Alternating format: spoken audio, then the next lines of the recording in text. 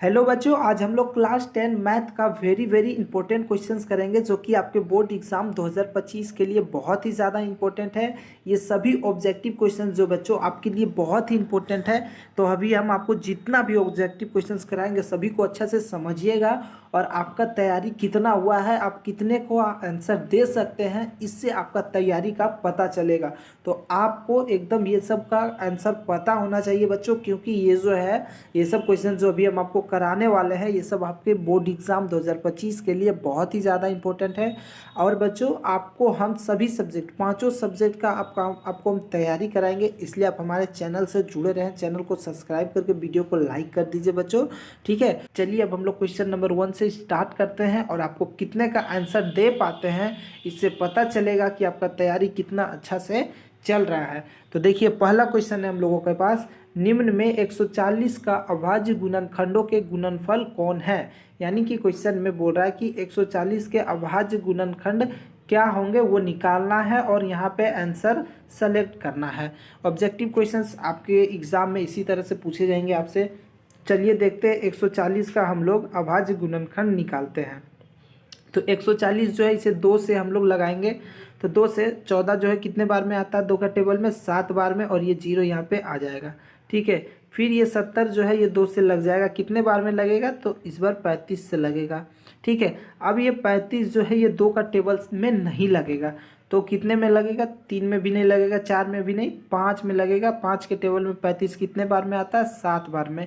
अब ये 7 जो है वो किसी भी टेबल में ना आता है, तो इसे हम लोग कैसे लिखेंगे, देखिए यहाँ पे 2 है, 2 है, फिर 5, फिर 7, तो इसे हम लोग लिखेंगे 2 गुना 5 गुना में 7। तो यही जो हो जाएगा हम लोगों का अभाज्य गुणनखंड हो जाएगा, ठीक है, गुणनफल, यही हमारा आंसर हो जाएगा। यहाँ पे आपको कहाँ पे दिख रहा है, तो ऑप्शन नंबर बी इसका राइट आंसर हो जाएगा। और इस टाइप के क्वेश्चन जो है बच्चों हर साल हर बार पूछे जाते हैं आपके बोर्ड एग्जाम में, तो आप इस सब क्वेश्चंस को अच्छा से करते चलिए। कितने को ये क्वेश्चंस का आंसर पता था कमेंट कर कर आप लोग ज़रूर बताइएगा बच्चों।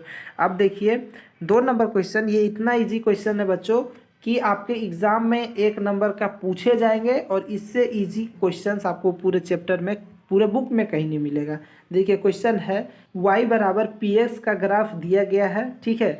बहुपद पी एक्स के शून्यांकों की संख्या क्या है। यानी कि ये ग्राफ है, ये एक्स एक्सिस है और ये वाई एक्सिस है, ठीक है। हमें ये जो ग्राफ दिया गया है पी एक्स, क्वेश्चन में देखिए यहाँ पे पी एक्स बोल रहा है ना, बहुपद पी एक्स, तो एक्स एक्सिस पे हम लोग देखेंगे, ये है एक्स एक्सिस। ये ग्राफ जो दिया गया है ये ग्राफ एक्स लाइन को कितने बार काट रहा है, ठीक है।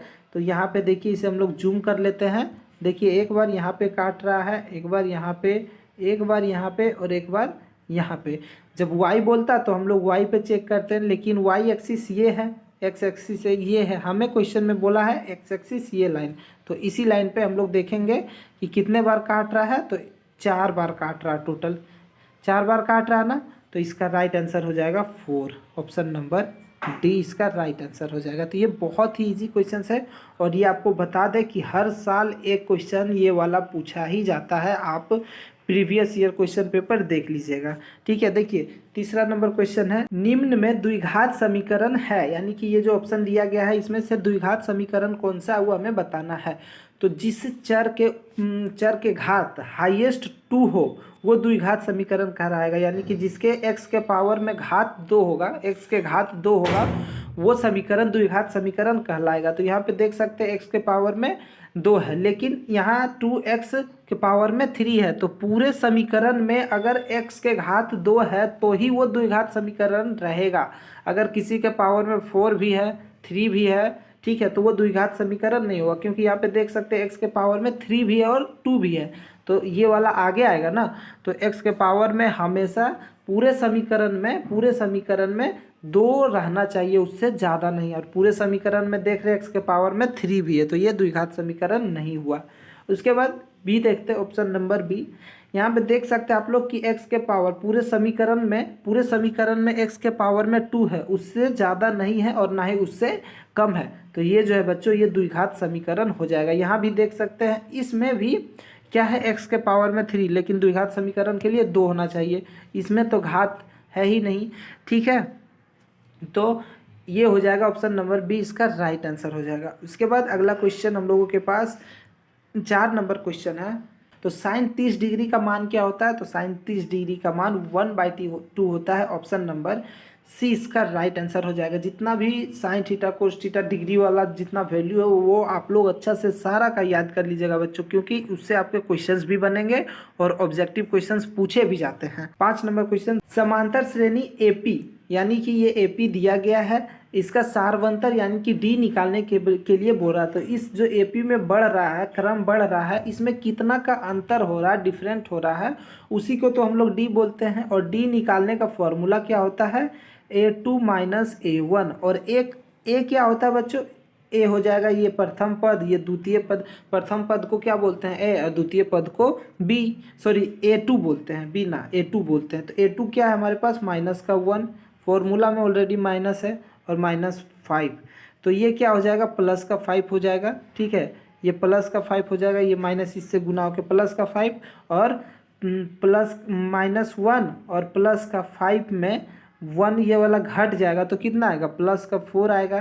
तो हम लोगों का आंसर क्या हो जाएगा? डी हम लोग का निकल कर आ जाएगा प्लस का 4। फॉर्मूला आपको याद रहेगा ना तो बहुत ही आसानी से निकाल सकते हैं। ये A2 हो जाएगा, ये A1 A3 A4 इस तरह से चलते जाता है। तो डी इसी तरह से हमें A2 माइनस A1 वाला फॉर्मूला लगा के निकाल लेना है।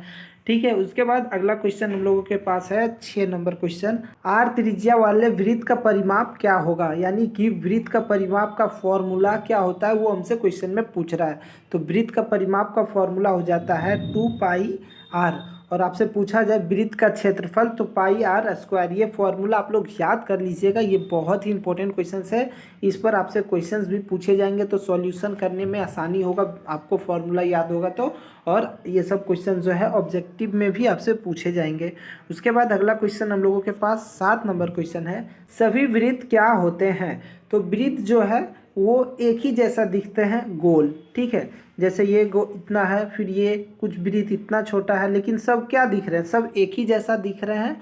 तो वृत्त जो होते हैं, सभी वृत्त जो होते हैं वो समरूप होते हैं। क्या होते हैं? समरूप, यानी कि एक ही जैसा दिखते हैं, एक ही रूप का होते हैं। आपसे इसी तरह से एक क्वेश्चन पूछे जा सकता है कि समबाहु, ठीक है, समबाहु त्रिभुज कैसा होता है? यानी कि वैसा त्रिभुज जिसका तीनों भुजा बराबर हो। तो समबाहु त्रिभुज भी एक ही जैसा दिखता है, कैसा भी रहेगा, आकृति सेम रहेगा तीनों, तो उसको भी बोलते हैं समरूप होते हैं। ठीक है, ये क्वेश्चन जो है ना बहुत इंपॉर्टेंट है, बहुत बच्चे कंफ्यूज होकर गलत आंसर करके इसका आ जाते हैं। अब देखिए 8 नंबर क्वेश्चन है, 12, 15 और 21 का एलसीएम क्या होगा? यानी 12, 15, 21 का हमें एलसीएम निकालना है। तो किस तरह से निकालेंगे? 12 लिखेंगे, 15 लिखेंगे, उसके बाद 21। देखिए ये सारा जो है 12, 15, 21 3 के टेबल में आ जा रहा है, और 12 जो है 3 का टेबल में 4 बार में, 15 कितने बार में आएगा?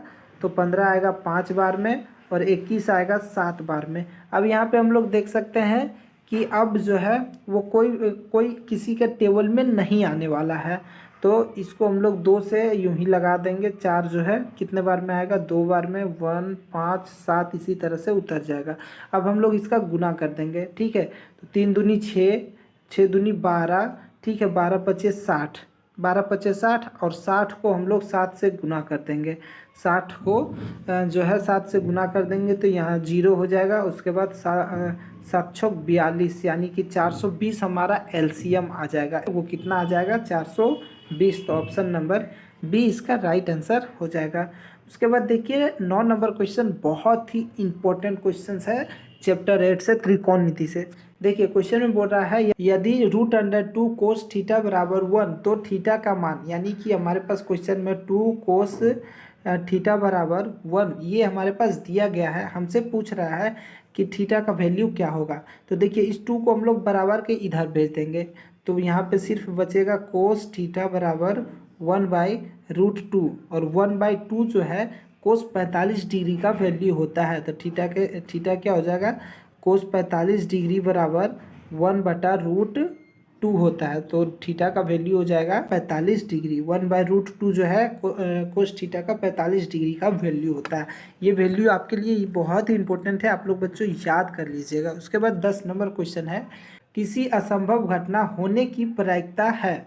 यानी ये प्रायिकता से क्वेश्चंस पूछा गया है और बोल रहा है कि कोई असंभव घटना है उसकी होने की प्रायिकता। अगर आपसे कोई कहे कि सूर्य कल पश्चिम से उगेगा तो ये कभी ना होने वाला घटना है। तो जो घटना कभी ना घट सकता है उसे हम लोग कहते हैं जीरो। ठीक है, जो घटना कभी घट ही नहीं सकता वो जीरो के बराबर है। जो घटना असंभव हो, कभी हो ही नहीं सकता, उसे जीरो। और जो घटना संभव है, अगर हम कहें कि सूर्य जो है वो कल पूरब से उगेगा तो ये घटना क्या है, 100% सत्य है। इसका कोई दो रूट नहीं है, या तो उग सकता है, नहीं उग सकता, ऐसा तो नहीं है, उगेगा ही, 100% उगेगा, एकदम संभव है। तो उसका जो प्रायिकता हो जाएगा 1। अब मान लीजिए कि बोला जाए कि जैसे एक कॉइन को उछालता है और हेड और टेल आने की प्रायिकता, तो कुछ भी आ सकता है, हेड भी आ सकता है और टेल भी, यानी कि दो संभावना है आने का, लेकिन आएगा कितना, एक ही आएगा ना। तो जब ऐसा क्वेश्चन आपके पास आए कि घटना दो घटना घट सकता है लेकिन घटेगा एक ही, तो उसकी प्रायिकता 1/2 होती है। ठीक है, आपसे क्वेश्चन पूछा जाएगा कि एक सिक्का को उछाला जा रहा, हेड आने की क्या प्रायिकता है, तो 1/2 हो जाएगा। टेल आने की क्या प्रायिकता है, तो 1/2। ठीक है, इसी तरह का क्वेश्चन हम आपके लिए बच्चों लाते रहेंगे। सभी सब्जेक्ट का VVI क्वेश्चन हम आपको कराएंगे, इसलिए आप हमारे चैनल को सब्सक्राइब करके वीडियो को लाइक कर दीजिए और वीडियो को आप अपने दोस्तों में बच्चों शेयर कर दीजिए। फिर मिलेंगे नए वीडियो में, तब तक के लिए धन्यवाद।